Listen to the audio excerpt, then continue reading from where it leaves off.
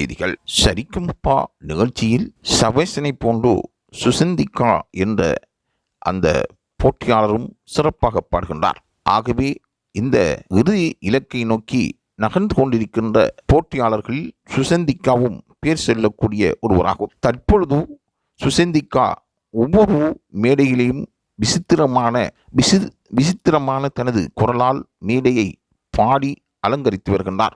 நடுவர் கூட எழுந்து நின்று இதை போன்று எங்களால் பாட முடியுமா என்று தங்களுக்குள் கேள்விகள் பல எழுவதாகவும் அவர்கள் கூறியிருக்கிறார்கள்.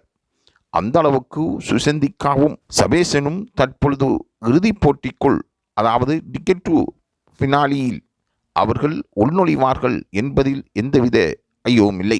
சபேசனின் ரசிகர்களும் சுசந்திகா அவர்களின் ரசிகர்களும் இதையே எதிர்பார்க்கின்றார்கள். யார் வெற்றியாளராக வருவார் என்பதை விட யார் போட்டியின் இறுதிச் சுற்றுக்குள் நுழைவார் என்பதுவே இப்பொழுது பலரையும் எதிர்பார்க்க செய்திருக்கின்றது.